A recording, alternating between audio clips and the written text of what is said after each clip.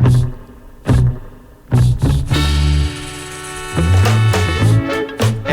and welcome to the Crafty Pint podcast. I'm Will. I'm James, and we're sort of closing in on the end of year, Will, getting very close to our state by territory wraps, but we still have time for two more great chats, both of which are tied to monumental anniversaries and milestones in the Australian beer industry. Yes, and one very big one from a very fun brewery coming up. But before we get into that, we have news from Sydney with Grifter Brewing having become the latest brewery to secure a B Corp certification, which makes them number 8 in Australia. Yes, it's good to see someone's keeping a record there, Will. It's only actually a couple of weeks since we last featured the Grifter Brewing Company as to give them their full name in another sort of sustainability, good global citizen-related piece where Jason Truen did a piece on silos on the back of their big orange goblin, or bog to its friends, towering over the streets of Marrickville. At the time, we were aware that they had attained B Corp status, but there was, I think, a few I's to be dotted and T's to be crossed, and that was finally sort of made public earlier in the week. So you had a chat to Faith Wignall there to find out a bit more. Yeah, Faith has really led it, and obviously with B Corp, sustainability is a big part of it, but it's also about employment practices, how you deal with suppliers, those kind of things. So there was a whole range of things they were already doing within the business, but they sort of, I think this is an important part of B Corp. It's one thing to get the certification, but what Faith really goes into is how they were on this journey already. They were doing these things, but to have like a sort of policy and a framework that runs across the business, so you're applying your sort of thoughts and beliefs across every aspect of it, really matters as well. Yeah, and it sounds like to get there, as well as having some sort of outside help, they also almost had like a dedicated team within the business, making sure they were on the right track across the business as well. Yeah, well, Faith and Beatrice, I think Faith described them as two people who annoyed a lot of people in the business many times, because you have to get info from the brewers and production staff and do all these surveys and sort of internal analysis as well, which is actually can be a tricky thing to do when you're sort of bothering people when maybe they're not completely invested in it as you are, but a lot of Grifter staff were, but sort of convincing them to make sure they get the stuff to you in a timely manner is pretty hard. Yeah. And I guess a little bit up the coast from there, you spoke to another New South Wales a business owner this week as well. There was obviously the ARLIA Awards were announced recently, and amongst the sort of, I guess, the big names taking to the stage to pick up trophies, there was a rather smaller operation on the Central Coast that has been around doing wonderful things in craft beer and sort of independent booze for a while. Yeah, Oldfield Cellars from Gosford on the Central Coast. So I spoke to Garth Oldfield. It's actually their 10th anniversary. So, the award's one thing, but basically the conversation with Garth was very much that, you talk to him and he's very big on for us, it is kind of the basics that work well. You don't need to have too much beer on your shelf. More important than that is to make sure it's really fresh and it's all gone within 3 months. Making sure you're getting interesting stuff out and balancing it with classics, really hand selling to people and bringing people on the journey with you, which, I think these are probably good reasons why. And while they found wine has slowed down for them in the current economic condition, well, more expensive wine rather, they found craft beer has actually been quite strong for them over the last couple of years. And that's probably part of that. There's a place in that area people always know they can go and not just buy something new and interesting, but also have a very lovely conversation alongside with it. Well, I guess it's probably quite an appropriate article to run this week in I guess, a time with the main guest later, and the brewery they work for in terms of like just doing the basics really well, being consistent, embracing classics as well. But we'll get to that when we do. And so I guess staying on a sort of fun beer tip. I had a sort of rare week where I punched out a few stories last week, and then the last of those was I guess, as I probably said in the intro to the story, collaborations are sort of 10 a penny these days, but sometimes they mean a bit more. And there's a beer that's been released in Adelaide in the last few days called Naked Ned. People who've been, I guess, in beer social media for a long time will remember that was Ben Krause of Bridge Road Brewers' original Twitter handle. And so it's an amalgamation of their Bling Bling Double IPA and Little Bangs the Naked Ejector, but it's the story behind that I think was worth telling. I think especially on the back of the article we ran, the secret sales rep last week, that was highlighting a lot of the, I guess, the downside to craft beer, the challenge in hospitality this at the minute. This was sort of like highlighted so much the positive stuff about the craft beer world. So it's Oscar Matthews, who's now at the helm of Little Bang, and his mate Dave Lawson, who's been, I guess, Bridge Road Brewers SA rep for a number of years. They've known each other for a long time. They knew each other before beer, but they've had this sort of relationship in beer. They've worked for the same brewery in the States. They've brewed a number of beers together. And I just thought this sort of encapsulation of all these lovely things about camaraderie and support and IPA and all these kind of things, it all going into this beer that they brewed for Nola's 10th birthday was a real nice sort of, I guess, positive microcosm of the good things that I guess takes me back actually a bit to, one of the clips we shared from the Seeker interview last week, where Curtis is talking about, through all the hardships they go through in the beer world these days, when they sit in the brewery on a Friday or a Saturday night and they see a really cool band playing and they look at each other and go, this is why we do it. I think that article to an extent as well, and the sort of their friendship and, what they've given to each other and shared with each other over the years and then put into this beer really is a lovely encapsulation of so much of why, you and I and so many other people do what we do in the beer industry. Yeah, it's a long journey they've been on together and very different from where they started as well. Although I was surprised to learn that Dave from Bridge Road hasn't actually been there for 10 years. I feel like he's such the face of Bridge Road in South Australia. That he actually predates the brewery itself. yeah, he sort of came into existence when Bridge Road launched. Yeah, for sure. And another article that we got out this week, one that Jason, one of our Sydney writers, was keen to get out there. It's something I guess we've addressed before about can vents or beer advent calendars, whatever you want to call them. They've been around a while. We did a sort of feature on where they've come from, why people do them a few years ago. But I guess the industry's changed a bit since then. There are more of them. They've evolved the way people do them. And he sort of chatted to someone who is just loves them, this guy Jaden, who's had a number of them over the years, and also some of the people who've been doing them for a number of years, about the challenges they face, sort of some muck ups along the way or whatever.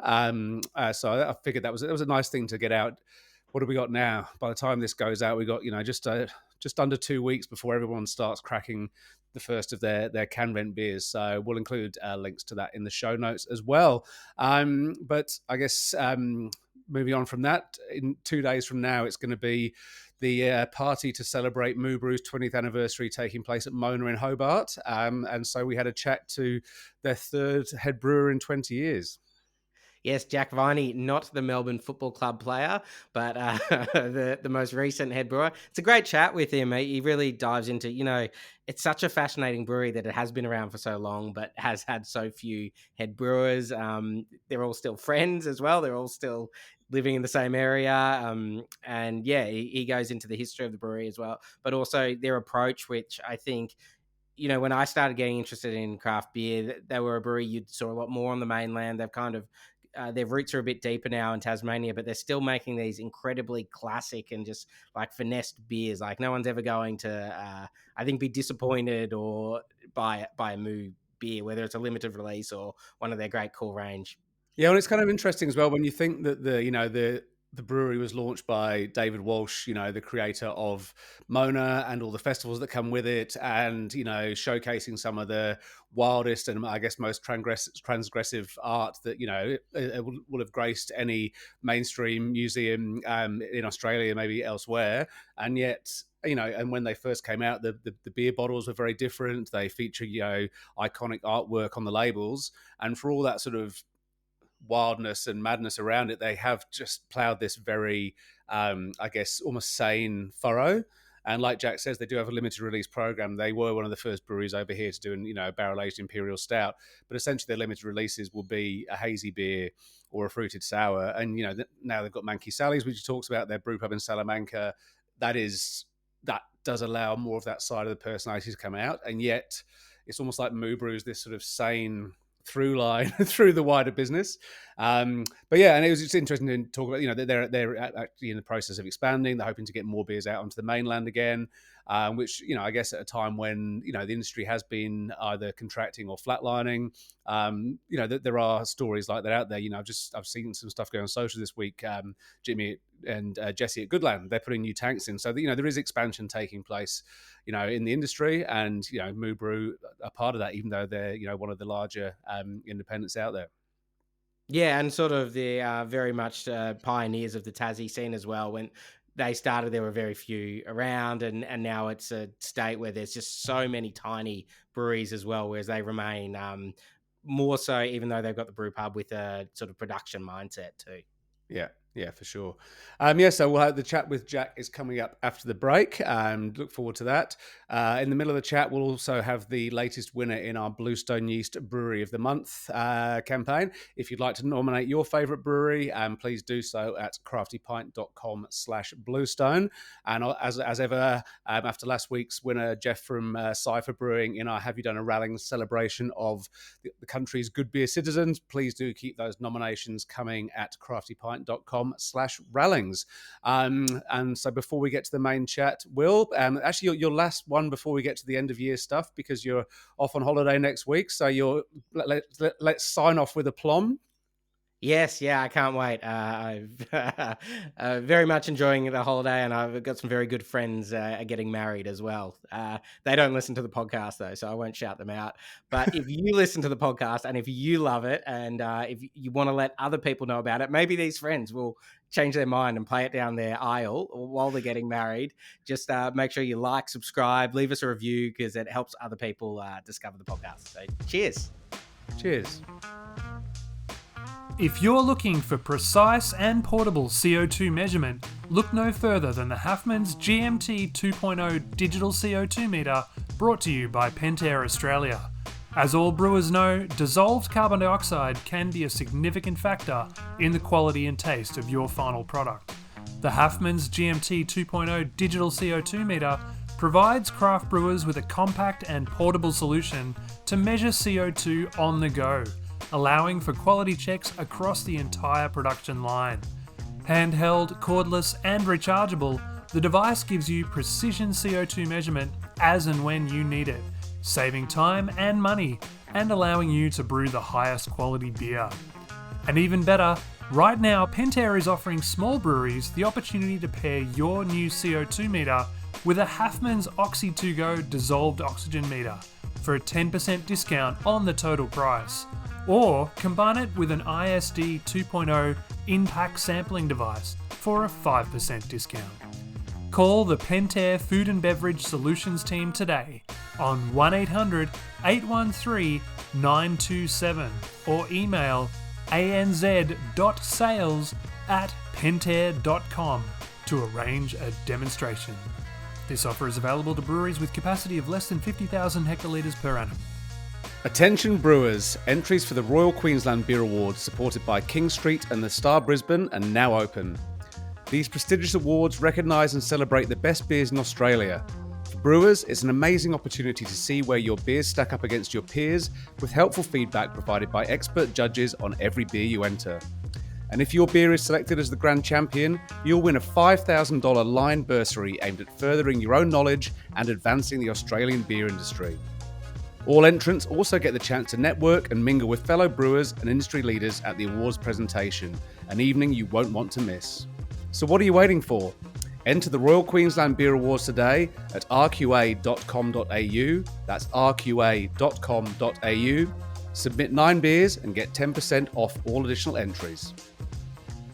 Jack, thank you so much for joining us on the Crafty Pint podcast. Pleasure, guys. Thanks for having me.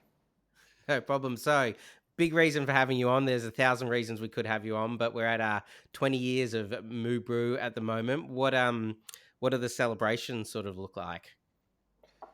Yeah, I mean, it's hard with the run into summer production. Brewery's flat out. Everyone's juggling a million things. So birthday was actually officially yesterday, but it sort of came and went with 800 cans off the packaging line and a couple of triple brews out of the brewery. So at the moment, celebrations not so much, other than a little nod and a pat on the back for everyone. But we've got a few big things in store coming up for later in the month. So that will give us a chance to really sit back and reflect and celebrate the 20 years.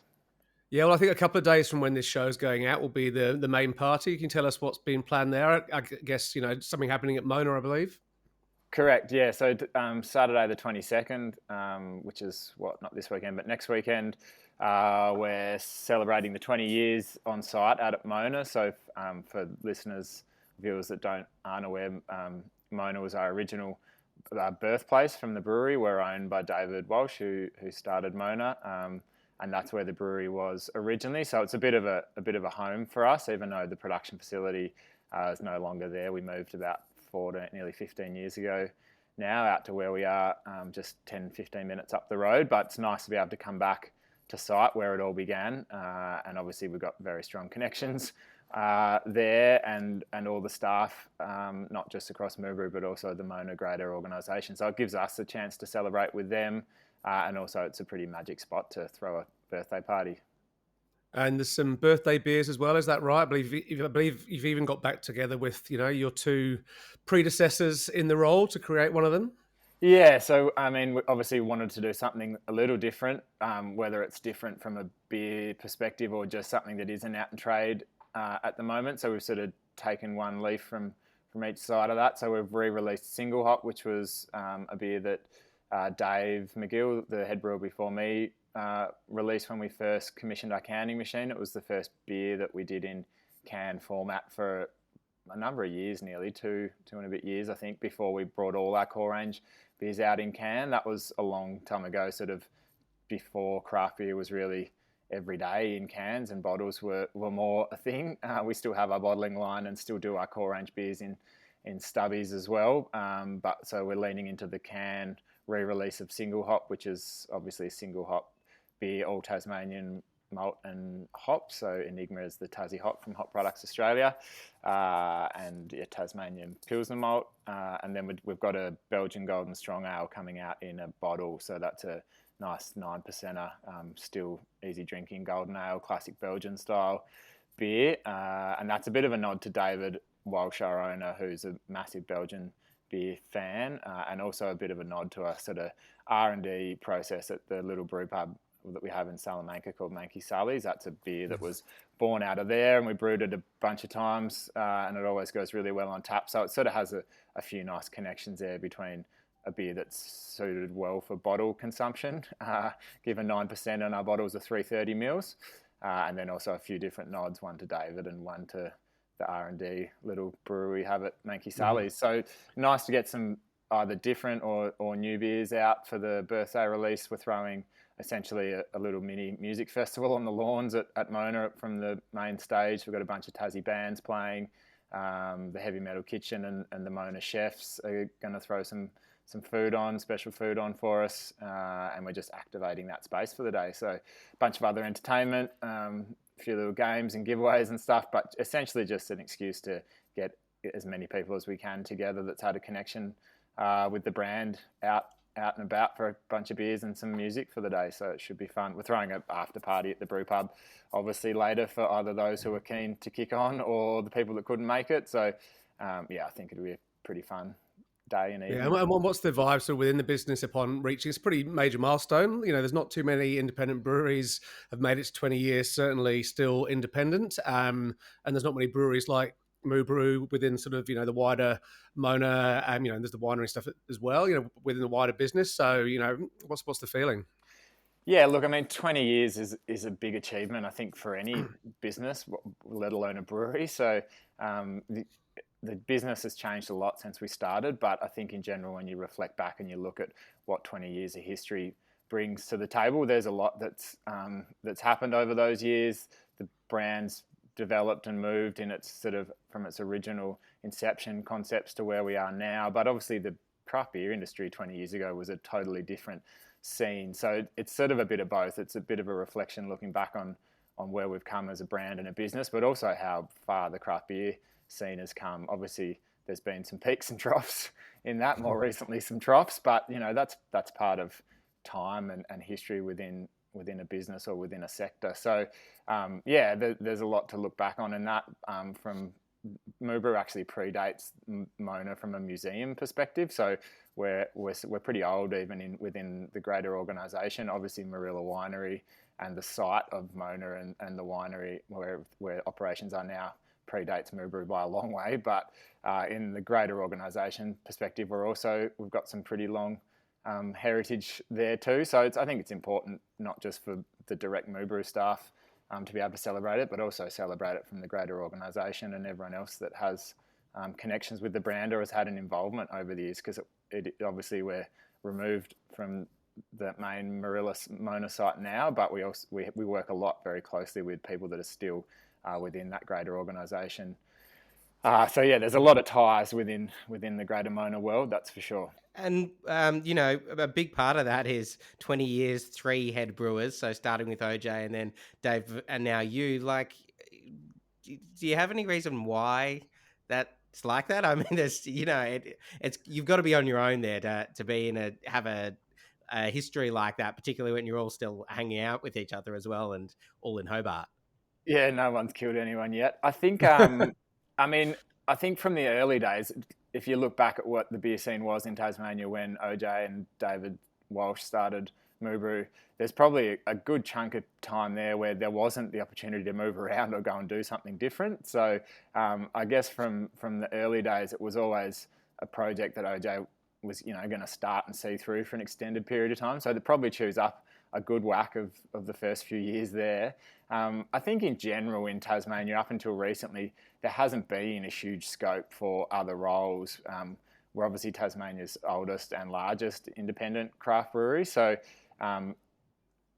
probably if you're looking to move sideways or jump around, it's not like if you're in one of the bigger capital cities. I think there's also a bunch of other reasons and the belief in what we're doing and the beers we're making and the environment that we're working in is a big part of that. But so it's not just because there is nowhere else to go. You can always move on. And as we saw with Dave, when the time came, he wanted to go do his own thing.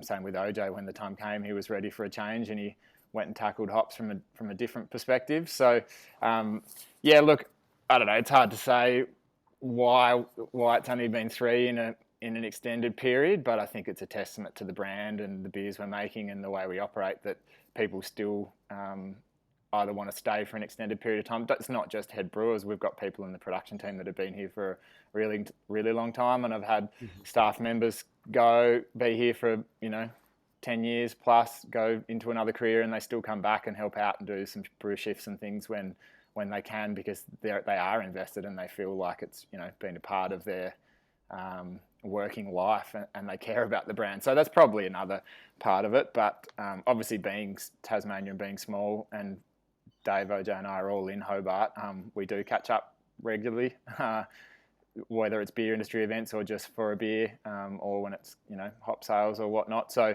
you do cross paths with everyone on a regular basis, which I think is nice. It still has some connection, and I know Dave and OJ are both still really passionate about Moobrew. Even though they've moved on, they still want to see it continue and do what they think it should be doing, and they put a lot of years of hard work into the brand to get it where it was. So it's nice to have those continual connections with people that have been here in the past. And with that, I guess, did you feel there was a bit of a sense of extra responsibility compared to maybe other head brewing roles coming in, sort of taking up the baton from a couple of, I guess, real legends of the industry? And I guess even tied to that Moobrew has such a flagship role within the Tasmanian scene, one of the few Tasmanian breweries to have any sort of, real presence on the mainland. And I think it's done a lot to, help, raise the profile of Tasmanian craft beer. So, with you coming in, it's like, all right, I've not just got to maintain the quality of the beers, but did it feel like a bit more than that? Yeah, look, I don't know about pressure. Obviously, there's always internal pressure. Anyone would be lying to themselves if they said, "Oh, I'm going to come in here and think this is going to be easy," because you do have a reputation to uphold, and you care about your products and your team and the way the brewery operates. So you want to keep that going. I think personally, probably just staying true to what Moobrew is and the beers that we brew, and keeping that legacy going. I remember a conversation with Dave, I think it was probably after he left, after we'd sat around and drank a bunch of beers, and he essentially just looked at me and said, don't fuck it up, but put your stamp on it. Like there's only been 3 of us, and that's not a bad thing. Don't feel like you can't change things, but do what you think's right for the brand and keep doing good things. And I think that's pretty simple ethos, right? Like you don't want to change the world all at once.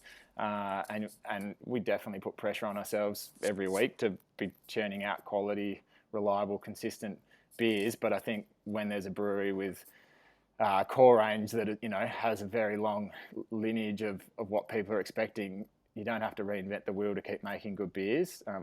It's not saying we don't try, but I think that's the simple part. The hard part is, in any evolving industry, is staying relevant and still seeking out new customer bases and developing as the industry changes. And obviously we saw rolled into a downturn pretty quickly.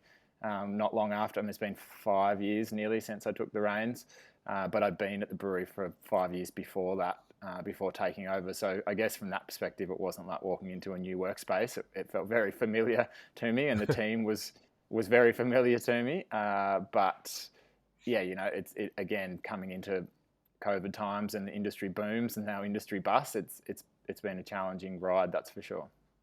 Yeah. Was there ever a temptation at any stage as sort of craft beer pushed into ever new and weirder places to go, maybe we should try this? Because, it does feel that Moobre's really known what it is and stayed within what that is. But have there ever been discussions at any point going, look at what's happening, maybe we should, have a look in this area? Yes and no. The discussions always happen. You'd be silly not to have the discussions from a business management perspective. You can't just bury your head in the sand. If something's not working, you have those conversations. But I think we're really true to our core principles about what we do, and that comes along with a relatively set core range that's been in the market, or what we refer to as our icon range. It's been in the market for quite a while now. We definitely introduced some more limited release programs in more recent years. It gives us that flexibility to play in some creative space. But having said that, we still work within our guidelines of what we believe Moobre's beer and ethos of making beer should be. So you're not going to see us, and I'm not having a crack at it, but you're not going to see us putting glitter in beer or, that kind of stuff. I'm not saying that's wrong, but it's just not what Moobrew does. So yeah, we've introduced a limited release range. People listening along might say, well, that's not that creative. You're just making some hazies and some fruited sour beers and things. But when you look back at the history of the brand and where we've come from, for us, they're a different type of beer to have either in the brewery or out in trade. So I guess, yeah, we're sort of, I wouldn't say it was trying to stay relevant, but we get to flex our muscles a little bit. It also gives the brewing team some interesting things to do. We try and do one every quarter. We have seasonal releases as well in and around that. So it does give us the capacity to do some fun stuff. And then obviously the creation or the starting of the little brew pub down in Salamanca then gives us that extra level of fun, flexibility, creativity space that isn't in our normal icon range or out, nationwide on the mainland. So we get that fun space to play in as well. Yeah, and how's that integration been? Because, when you started the limited release program some years ago, it's not like you had a brew pub. So I imagine there could have been some nerves. They were always great beers and perfectly dialed in, but, putting these limited releases straight into a significant production capacity and sort of sending them out far and wide, do you feel like a bit freer now and that you can experiment with recipes now, or just what's it like as a brewer? I think there's definitely always nerves if you're brewing something for the first time and you're throwing it at a 110 hect tank that you need to sell it, and it can't sit around for ages and you don't want to screw it up. I wouldn't say the brew pub's helped in that sense, but what it has done is helped us dial in beers that we're really interested in brewing and excited about, and bring that back to the big breweries. Doesn't make it any less nerve-wracking when you're filling a triple brew length fermenter with something that hasn't seen the market on a broader scale. But I think it keeps that creative juices, I guess, pardon the pun, flowing, and it keeps you engaged and makes you think about what you're doing, not just with those limited release series beers, but also just process-driven stuff. It's a 3 hect brewery at the brew pub, so it's tiny in the scheme of things, but it's a proper little 3 hectolitre brew house with 6 uni tanks, 6 FVs. So, we've changed some things, changed some yeast things, changed some dry hopping methods, sort of tank management, cellar stuff, which, until you get to start mucking around with it and playing with it, you probably wouldn't roll the dice on a huge tank here. But so it's not just limited release beers. It's everything, I guess, from a production process perspective. Some of the limited release beers that we put through the big production facility out here have definitely come from Manky Sally's brew pub, because we have the flexibility to do that. I mean, hazy beers are a classic example of, they're not new and exciting anymore. Everyone's got them and they're great and they're wildly popular for a reason.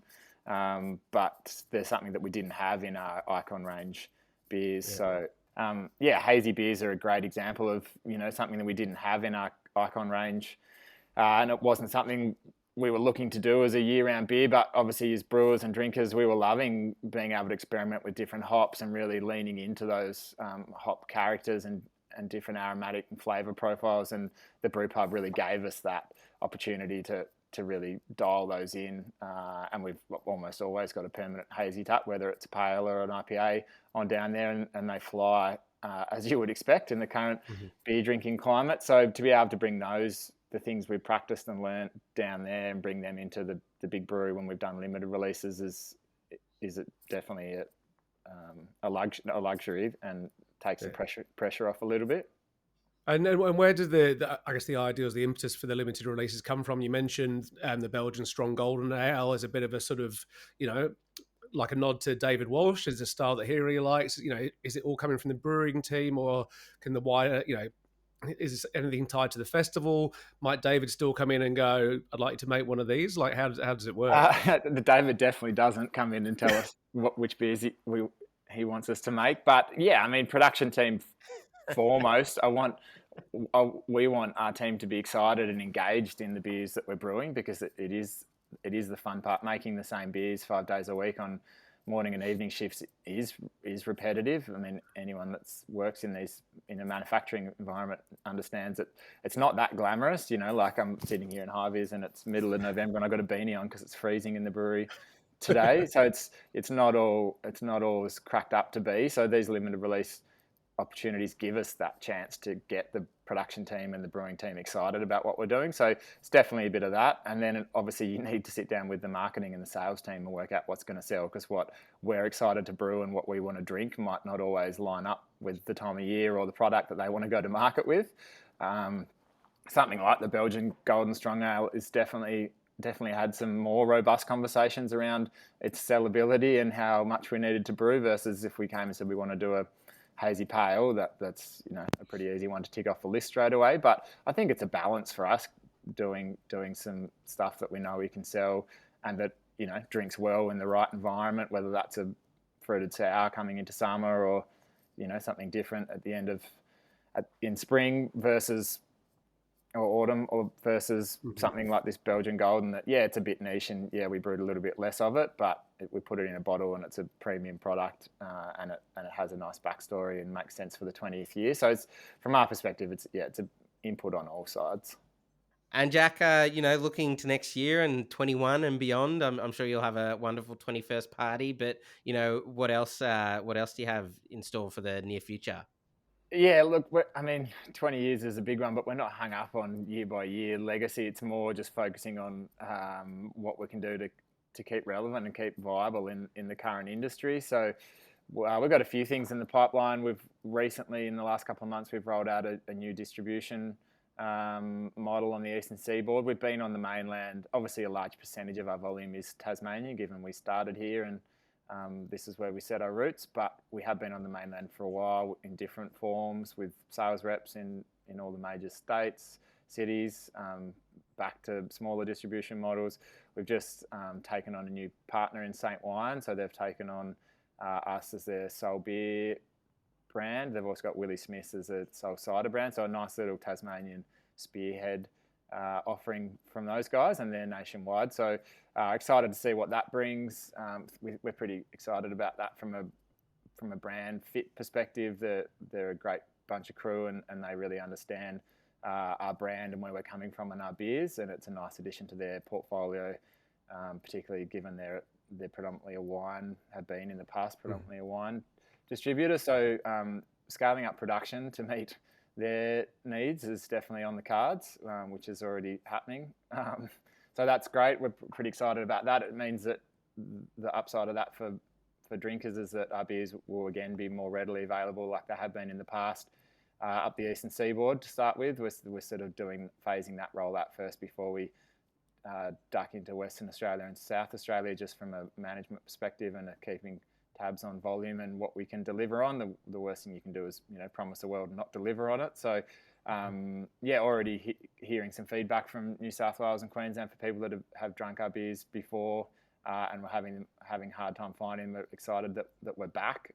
Not that we ever went away, but definitely didn't have the as wide a distribution as we would have liked or as drinkers would have liked. So I guess that from that perspective is probably the biggest thing for the next 12 months. And then also just keeping the business ticking over and the lights on in the current climate and doing what we can, to really solidify the future of the brand and make sure we're heading in the right direction. Yeah, no, I'm pretty sure there'll be plenty of people out there, excited to hear that. I think back to when we did the blind tasting of like the session beers, and we hosted it at Miss Moses upstairs, and your, the red can came out comfortably on top. And I think ever since then, pretty much the full range has been stocked in the Miss Moses bottle shop, and there's pretty much always at least one Moo Brew beer on tap, because it was just like a reminder for the venue owner. He's like, oh my God, yeah, their beers are so good. Haven't had them in a while. Need to get them back in. So, which I guess is, a good sign. Yeah, I mean, James is a great supporter of ours, and we love having our products in the fridges in the bottle shop and on tap when we can get a slot. But I guess that is a challenge with any business or brewery that's done some time in the industry is, you can be seen as a bit old and boring, and sometimes you do need a little tap on the shoulder to remind you that we're still making quality, consistent beers, and we're still here. So it's a little bit easier in Tassie when the market's a bit smaller and a bit more condensed, but it's hard on the mainland. There's so many great breweries and great beers kicking around, and there's, if you're a publican or a bottle shop manager or a pub manager, you've got a rep walking in every 10 minutes at the moment trying to sell you something good. So it's hard to stay in the forefront of people's minds. So just chipping away on that and making some noise about the fact that we're 20 years old, but we're still here and we're still rolling out quality and consistent beers. Yeah, great. No, we'll take a short break now, and then having chatted a lot about Moo Brew, I'd love to come hear more about your story in beer, and maybe have a chat about the wider Tasmanian scene as well. So we'll see you after a short break. We're back to announce the Bluestone Yeast Brewery of the Month. Bluestone is Australia's first and best liquid yeast supplier. If you haven't tried liquid yeast yet in your brewery, be sure to give Derek and the team a call. Hello, listeners. Will and James here, back with another Bluestone Yeast Brewery of the Month. This is where you let us know which breweries you love and why. And James, we have some elder statespeople of the Australian craft beer community to talk about here. I'm not sure they're necessarily going to want to be called elder statespeople. I once interviewed Chris Lowe of the Pet Shop Boys, just name dropping a bit here for the paper in the UK, and made a comment about them being the elder statesmen of pop, and he didn't take that too kindly, especially as it was 20 years ago and they're still going now in their 90s or whatever they are. Anyway, back to the Brewery of the Month, and the winners this month are Holgate Brewhouse, who turned 25 last year, still going. And they actually had a couple of nominations in recent weeks. One of them was from Elise, no surname supply, but she did say, I first visited their pub many years ago and love seeing them continue to put out new beers alongside their long list of classics. In brackets, how good is Temptress? Even doing so into their second quarter century of beers. Yes, how good is Temptress indeed? And Elise then says an inspiration to other independent businesses out there. I like that she says businesses rather than just brewery. I remember when we interviewed Paul, he said, 25 years is a long time as a small business, not just as a brewery. And there was also someone else who let us know that. Oh, yes. So Damien, better known as Damo Renahan, he's a huge supporter of craft beer all across Australia. Very rarely goes anywhere without visiting every single craft brewery on the way or wherever they are. He's probably one of our long-standing Crafty Cabal Beer Club members as well. Damo name-checked Holgate and just, straight to the point, good range of beer, good food, excellent staff. And I don't think anyone who's visited them at Woodend or tried any of their many beers would disagree. So congratulations to Paul and Tash Holgate and their team, their family, winners of this month's Bluestone Yeast Brewery of the Month. Will, what does that mean for them? Well, once again, as this month's winner, they'll score a box of Bluestone Yeast Zinc Booster from their booster range. This is a cold side edition of sterile zinc, which replaces the zinc lost in the boil. And as we all know, zinc is essential for optimal yeast health and performance. So enjoy your zinc, Holgate. Indeed, and thanks to Derek and the team at Bluestone for supporting this ongoing celebration of the country's wonderful breweries. Do you get your nominations in at craftypint.com/Bluestone? We'll have another one for you in a few weeks' time. But for now, back to the show. Enjoy. Cheers. The Brewery of the Month is brought to you by Bluestone Yeast. When it comes to liquid yeast, the team at Bluestone really are the experts, and they can even work with you to create custom yeasts for your brewery, kept safe in their biobank and ready to go. Find out more at bluestoneyeast.com.au. Welcome back, Jack. We've spoken a lot about Moo Brew's history, but what about the Jack history? Do you want to tell us a little bit about why you joined Moo and your entry into the industry? Yeah, I've always been interested in beer. Obviously, you kind of have to be if you're going to end up in the beer industry, because you don't last if you're not passionate about what you're doing. Knew Dave for a long time through hospitality work and Hobart. Was moved overseas for a couple of years. Was living and working in Canada, and I distinctly remember drinking a Little Creatures Pale when I was at uni and just being like, what is this? This is amazing. Like, why doesn't beer taste like this all the time? And sort of, followed what was the craft beer scene, I guess, back then a little bit, but wasn't super passionate about it. But yeah, spent a bunch of time living and working in Canada and really got into, obviously, the North American craft beer scene still is going really strong, but was really booming at that point. So it was a mix between great access to really quality products at pretty cheap pricing, even though Canada's not quite the same as the States, but you could drink really good quality beer for cheap, which was great because we were living like ski bums in a ski town. And then also got right into homebrewing. Homebrewed a little bit through uni, but obviously, as most people do, it tastes like crap, and it wasn't that good. But yeah, really sort of got dialed in to it when we were living in Canada, and set up in the basement, little mini homebrew shop, I guess. So probably spiked my interest a little bit more. I didn't really have intentions of coming back to Tasmania and totally changing my career path. I did a science law degree at uni, but was working in, when I wasn't being a ski bum, was working in sort of environmental geology fields and environmental sort of management stuff. So pretty different career shift, I guess. Came back to Tassie, and we originally thought we'd move back to Canada. We'd come back for a summer or for a little extended period. I hadn't been home for a long time, and my wife, she's French, but she'd been living in Canada for a long time. So I was a bit of like, come home to Tassie for a summer and show you around. And nearly 12 years later, we're still here. So there's a lot to show her. Yeah, came back here and reached out to Dave. I mean, we'd already been having conversations around beer and whatnot, but said, look, I'm back. I'm looking for some summer casual work. And like every good brewery employee, starts on the packaging line and kind of never leaves you. I spent all morning packaging cans this morning, so it's still in there. So yeah, Dave was like, yeah, we're actually looking for someone just casual hours, a couple of days a week, come and hang out. And yeah, that's sort of where it started, I guess. And from there, as it often does with people that are passionate about beer, kind of snowballs into something that's a bit more all-encompassing.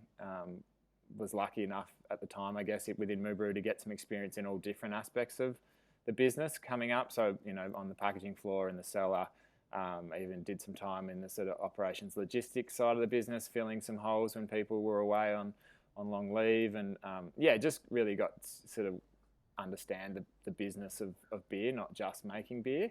And then probably just hassled Dave enough to say, come on, give me a chance to make some beer. I think we were making a lot of whiskey wash at the time for local distilleries. We're doing a couple of million litres a year of that. and that was perfect trial ground for someone that was like me, that Dave didn't want to throw the keys across straight away. We obviously have a relatively not large, but large for Tassie at the time production team with a bunch of brewers, and a lot of them would sort of do the brew shifts, and then I'd help out on the whiskey wash days. So I sort of, cut my teeth there, I guess, and ended up where I am now. Went back to school and went through IBD and did my diploma in brewing, and which again, was after finishing a 5-year uni degree, had no interest in studying again. But beer has the knack of really sucking you in and putting you back to something that you weren't expecting to do. So I guess it's been nearly 11 years now since we started with Moo. So it's been a journey for sure, but really interesting journey and great to learn some different parts of the business. And now, kind of obviously leading the production team, but we've got a great production team, a bunch of brewers. So I guess from a Moo Brew perspective, it's not, and our beers perspective, it's not just me. Like, sure, I have a title that says head brewer, but I'd be screwed without the production team, packaging managers, warehouse and logistics. We're a small team, but we're a pretty committed and close group. So titles are a funny one, but definitely all the beer that's coming out of the brewery, people have a hand in it. And then I guess more recently taking over as co-general manager nearly 12 months ago now. Again, it's not something that we probably envisaged a few years ago, but opportunity arose, and it's been really great to properly sink our teeth into myself and Heath into that side of the business. We're obviously very involved already, and we both worked with the brand and we're doing our other roles, but to be able to take that on and have some input into where we'd like to see the business and the brand go has been really rewarding. Obviously it has its challenges, and then managing the hospitality side of the business and a whole nother unit and a team of great staff, but it's a lot of headaches when you start adding more and more onto your plate, but it's good, keeps you engaged, and there's definitely not too many dull moments. Mm-hmm. When you talk about the brand side of things, I guess the John Kelly artwork, which has adorned the bottle since the very start. I know there's been paintings hanging up in the brewery. It's kind of never present. Is that always something that's factored into any sort of thought, or is it now just sort of so much part of the lifeblood of Moo Brew that you don't even necessarily need to think about it? It's just something that's always there, because it's it definitely is. You don't have Moo Brew without thinking about the iconic artwork on the labels and elsewhere. That's an interesting question, actually. I think for the people that know the brand and the brand history and have seen us develop it, they understand that connection with the John Kelly artwork and the fact that every Icon range can has its own artwork, essentially, own label. I think it is lost on other people too. Even just the name Moo is often, you go to, not that we do that many beer events anymore or trade shows, but back in the day you'd get people coming up and mooing at you thinking you were, making beer in a dairy or using milk in your beer, or it is lost a little bit on people. I don't know if that's a bad thing, but it's definitely not something that everyone knows. That gives, for anyone that is listening, MOO comes from Marilla, which is the name of the peninsula that the winery and Mona now sits on. It's the indigenous name of that peninsula. So it's a little bit of a riff, or it is a riff off of Marilla. Obviously, the winery was on site, still is on site, and it's called Marilla Winery. So I couldn't have a Marilla brewery, hence Moo. So I think a few of those little nuances are lost on people. But the 20th year again just gives us a chance to educate people around that and just give them a bit more insight into the brand. And we're not just a brewery making beers. There's a fair bit of backstory to it, whether it's the art or the John Kelly piece. And his stash with the Australian Arts Council, or if it's the name and our history. I think they're all important parts of the brand that we definitely don't forget. We probably take them for granted a little bit because it does just seem commonplace for us, but it's nice to have an opportunity to celebrate it and tell the story a little bit more. Yeah, and what about on the sort of beer front, whether it's since taking over as head brewer or steering as a general manager as well, co-general manager, like anything like beer-wise that's kept you really excited since you took the reins? Look, I don't know about really excited from like a single beer. I think the things that whether it's head brewer or general manager, however it may be, if you're looking at a business perspective or just purely from a beer style, I think the thing that keeps me excited is seeing people come back to like tried and tested beers. These aren't new and crazy creations that we've concocted and released to the world. In this current day and age of brewing, like I'm sure we haven't, but it does feel like that new has been a little bit exhausted, and it's really nice to see, like for us, Pilsner's coming back. Like Pilsner had a massive downturn for us years and years and years ago, but our classic German Pilsner is flying at the moment, and it's really nice to see something that we really believe in, and we work really hard to make the best we think we can come back into market. It was quite disheartening to see the demise of Pilsners when, the bigger stores and the chains stopped listening because they wanted a lager in inverted commas, and you have to face palm your forehead and and bite your tongue without telling them they don't know what they're talking about, because it is a lager and it's the most traditional type of lager. We jumped on that bandwagon, and we have a sub-range lager and it sells really well, and without that, it'd be a huge hole in our production schedule. But it's really exciting and reassuring to see sales in those, classic style beers come back. Again, it's nothing against the more modern hazies and the, things that are the dry Irish stouts and the things that are taking over the market at the moment. I love drinking them. They're great beers. But I think from an excited perspective, it gives us some validation in what we're doing and why we're doing it, instead of just feeling like maybe we're a bit old fashioned and we're not doing the cool things. Everything old is new again. Yeah, but, everything has its cycle, right? Like it comes around, and I'm sure something else will drop off, and we'll have the same headaches. But yeah, I think from that perspective, that's really encouraging and exciting to see. I guess from products, we've got some other things that we've released recently. It's not a beer, but we've got a hop soda, hop water. We call it a sparkling hop soda. That had a lot of R&D put into it, and it's very, very new product in the market that is confusing to people, and they don't understand it. But I guess that's exciting for us. We believe in that product, and it's doing what we'd expect it to do. It's been slow because people don't understand it, but once they get it in their hand and they drink it, they're really enjoying it, and the feedback's good on that. So from a new product R&D perspective, that's always fun and exciting as well. But it's not beer, but it comes out of the same facility. Yeah. Well, I guess maybe, arguably the most exciting new addition to the Moo Brew family, whatever you want to call it, would be the opening of Manky Sally's a few years ago. And we sort of talked about, I guess, the advantages, the beauty of having that small brewery there. But I guess two things. One, for people who've not been there, can you sort of describe what it's like? Because it's a pretty unique venue, obviously being a Moo Brew thing. And what's it sort of meant to the brand? Obviously being able to get beers at Mona, whether, the bar in the museum or the one on the top for a while, but having, I guess, a dedicated home of Moo Brew, like what's that sort of meant to the brand as well? Sure. I mean, yeah, you've kind of nailed it. We were really looking for that dedicated customer-facing space. We had that at Mona already, so not saying we didn't have that, but obviously they're not our staff. We don't have day-to-day contact with them, and it's a lot harder to get cut through when people are there for all the amazing things that Mona bring and not so much there for the beer. So we wanted a home that people were coming, I mean, not just for the beer. Obviously, we have a kitchen and what we think is a really solid wine list, but predominantly we wanted a home where people could come and drink all our beers on tap and have that Moo Brew experience and give us a chance to have that customer engagement piece. It is, like you said, it is a little unique. We're down in Salamanca, which is the sort of heritage. People have probably heard of the Salamanca markets before. It's down on the waterfront. It's the old heritage strip, which is a pretty traditional hospitality restaurant and bar pub space. So we're sort of down in the thick of it, down the other end of the strip. It's a unique space to put a brewery in. It's in an old heritage building on the ground floor with a few stories of high-end hotel rooms above us. So it provided a lot of challenges from putting a brewery in there. There were definitely conversations in the early days about the fact, did we even need a brewery? Could we just do a bar?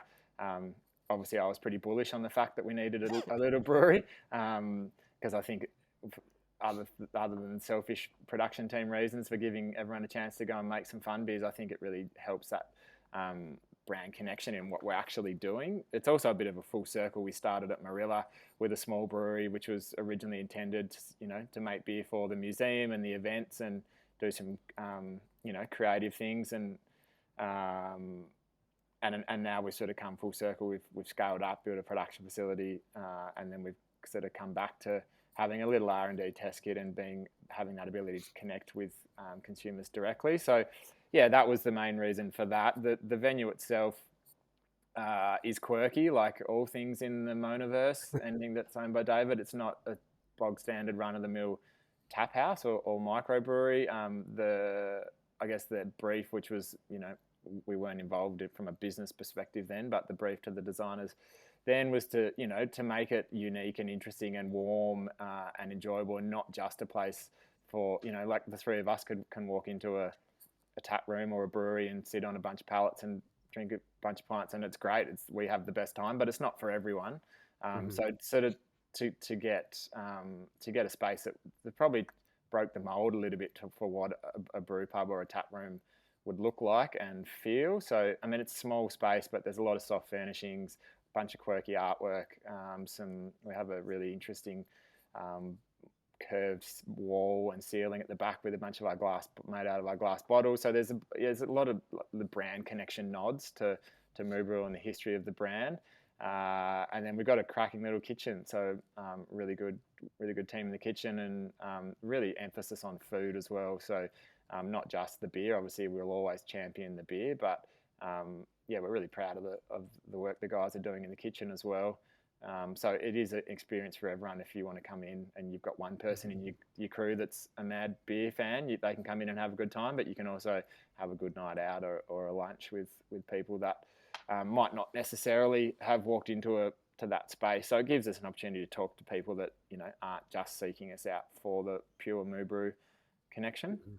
I think that's becoming more commonplace as a requirement for breweries as well, like to provide that broader experience, whether it's through events or just through trying to touch more points, whether it's making it welcoming for families or non-beer drinkers or whatever. I think it is becoming more and more important. With back to yourself as well, I know you touched upon your sort of previous career pre-beer. Just keen to know more about Jack. I know with Dave McGill, when he's not deep south, he'll be fishing pretty much the entire time. What about yourself? I know you hit the decks for Manky Sally's for the brewery's 18th. Like, what else do you get up to? Yeah, I mean, I wouldn't say DJing's in my chosen pastime. It's actually how I know Dave. We worked in hospitality many moons ago, pre-Moobrew. Dave was involved in beer back then, but and also heavily involved in hospitality operations. And yeah, actually worked in the same venue as one of the resident DJs. So I essentially paid my way through uni DJing. So it is a bit more like a chore than it is an enjoyable piece. But it is really nice to dust. I've kept all my records, and it is nice to dust them off every now and then. But I don't sign up on the weekends to do resident slots at the moment. That's for sure. I've got a couple of kids at home now, so life's a little different. But like Dave, growing up on an island surrounded by water, I spent a lot of time on the ocean or in the ocean. So surfing, diving, fishing, all those things. We have great access to that here. It's one of the reasons why we all love living in Tassie, because it's on our doorstep, and really get to embrace that. So a lot of time in wetsuits or running around chasing surf or windy days for foiling and whatnot. But we're just lucky we have access to that. And Jack, what about the rest of the Tassie scene? There have been, last year we reflected on how there hadn't been any VAs in the state, but that's since obviously being quashed with Fox Friday. What's your take on the local brewing industry? Yeah, look, Tassie's not immune to the same pressures that we've seen on the mainland. We've probably seen more news or more examples on the mainland because there has been more breweries, or there have been some very prominent breweries. Obviously, when you see a brewery like Fox go down, no one wants to see that. And, they're all people that work for them are friends and colleagues and people in the industry. So it's hard to swallow. Tassie's not immune to that. Fox aren't the only ones. They might have been the ones on the news, but they're definitely not. They're not the only ones. And there's still production facilities as of last week or the week before getting shut down because they're not viable in Hobart. So it's a tough time in the industry. Having said that, there's some great beer coming out of the state, and we should be celebrating that. It's not just Hobart, but obviously we're closer to the source, being a Hobart brewery. But there's great breweries, Shambles, Hobart Brewing Company, Deep South. They're all making quality, reliable, consistent beers, and I think I'm a big advocate of like a rising tide floats all boats. I think it's important that everyone's striving towards making quality beer, because it puts faith in the consumer that they can go and spend. We all know that beer isn't cheap, and if you're going to go to the pub, you want to be confident in what you're buying and what you're spending your money on in the current climate.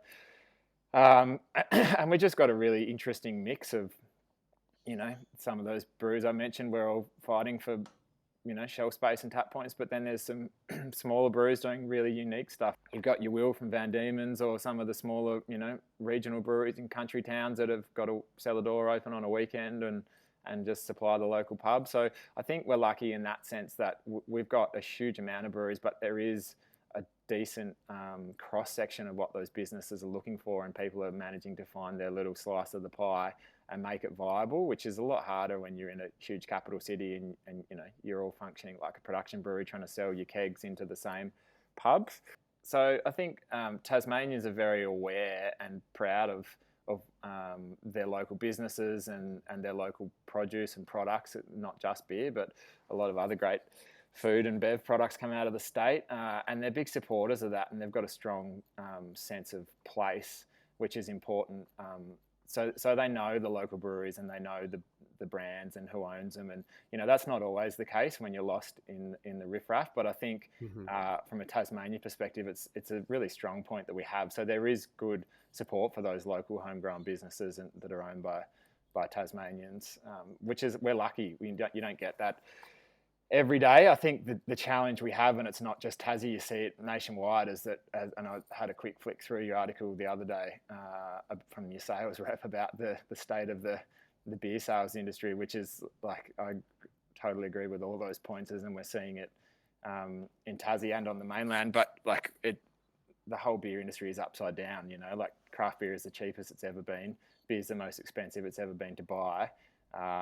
From a consumer's perspective, and we're making the lowest margins from, these are small, locally owned, right down to one or two people, family-owned businesses that are having, their pants pulled down by publicans because they think they can barter for the cheapest keg price, but they're happy to pay $380, $400 for a keg of mass-produced multinational beer. It's like, it's totally inverse at the moment, and I think we've all got some a part to play in writing that a little bit.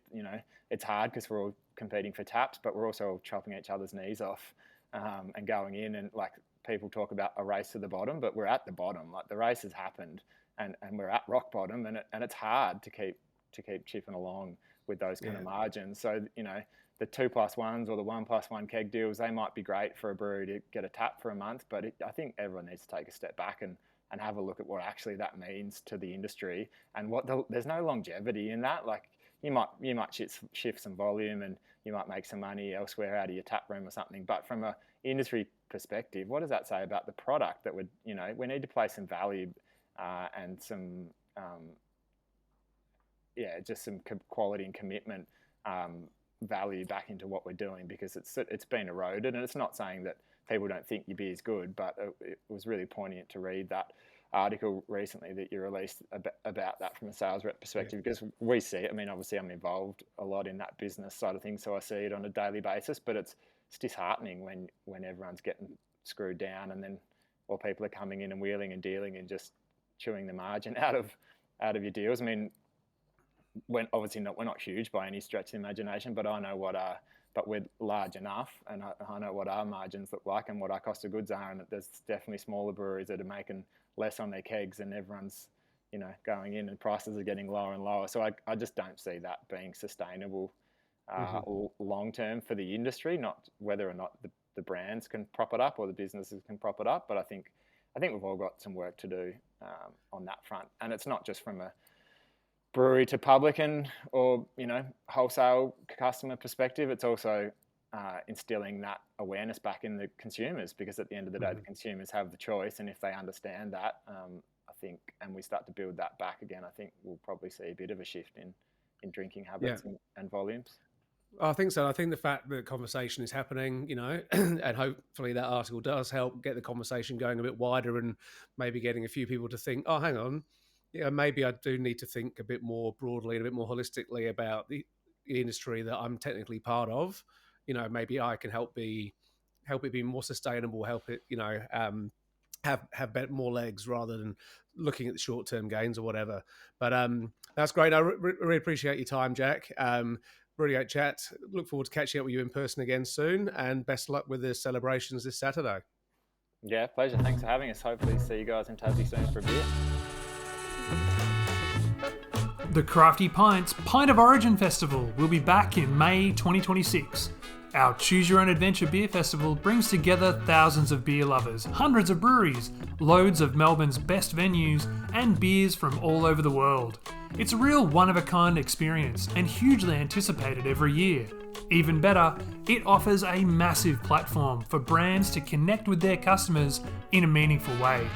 If you want to engage with discerning drinkers, with beer venues and breweries, well, we'd love to chat to you about partnership opportunities. We've got the audience and the ideas to help you achieve your objectives at any budget level. Check out our partnership prospectus at pintoforigin.com or drop Craig, that's me, a note at craig@craftypint.com. The Crafty Pint podcast is produced and edited by Matt Hoffman.